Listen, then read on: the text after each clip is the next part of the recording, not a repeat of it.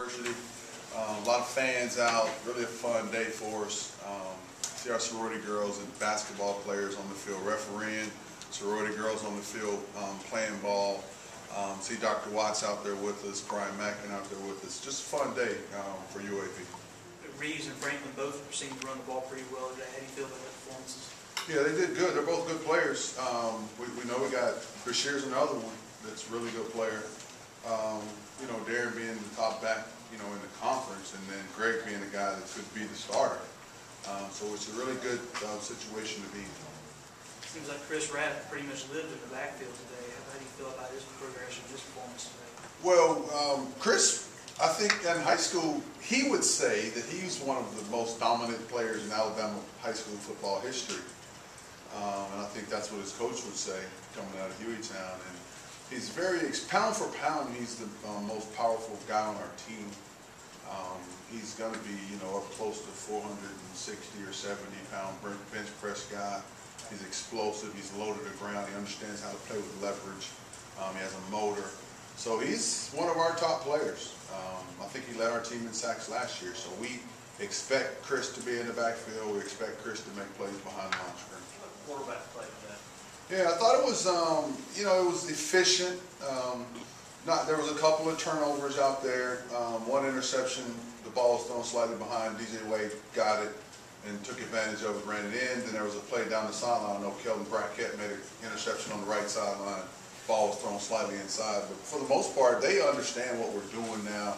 They understand how to control the ball, how to make pressure checks and run game checks. Those are things that you don't see out there when you're watching from the stands. Is when the play is called on one side and there's something going on we don't like, and they change the play to the other side.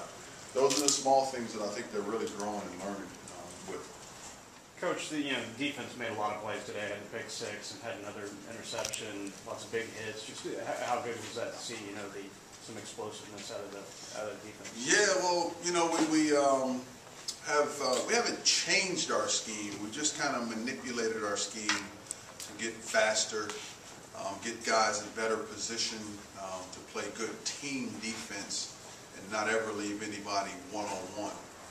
Our defensive structure now is set up to where everybody's really a joint at the hip. Everybody plays together. If you're in the right spot on the field, there's something you got to know where your help is at all times, and you can track somebody down, knowing that they're running out of your zone, they're going into someone else's zone. So I just think that we got more explosive players on the field. We got kids that you know, are really starting to understand route combinations and offensive. When you're in certain formations, these are the certain plays that you run.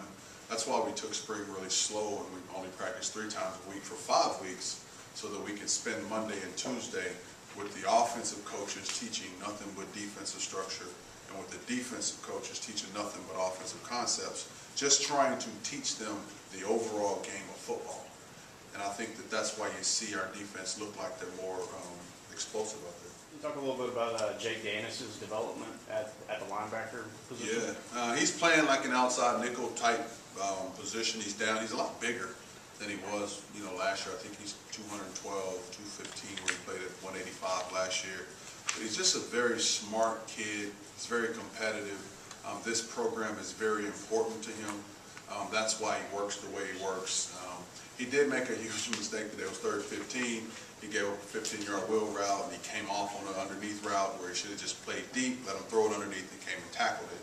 And then he had a, you know, unsportsmanlike conduct, being too physical. But you know, I really love that kid. He's a great person.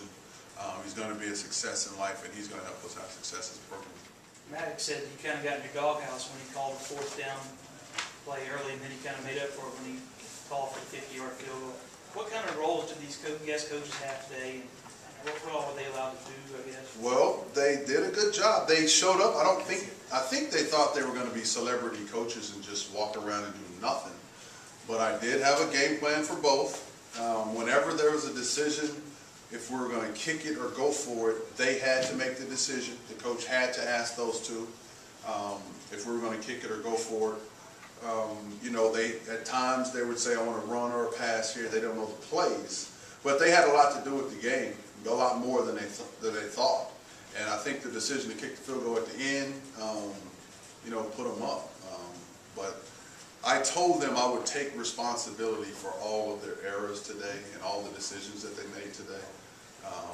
So I'm taking responsibility for some of those go for it on fourth down, backed up in your own territory.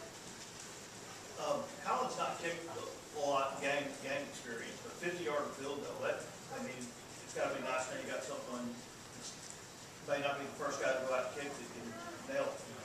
Yeah, well, we all have a lot of confidence in Colin. We have Ty. Ty didn't kick today because Ty would have swung the team one way or the other. Ty can hit consistently from 57 yards or so.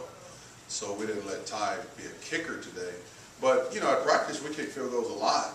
And we all know that Colin has the leg to kick 50-yard field goals, there's no doubt. Coach, can you tell us what the big reward is that you wouldn't tell us about the other day? Well, they're going to have dinner over here, and one team's going to have a really good dinner that college kids don't get to have much.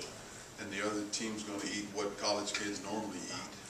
There's also some benefits in the summertime with summer training that the white team will end up getting that the green team won't.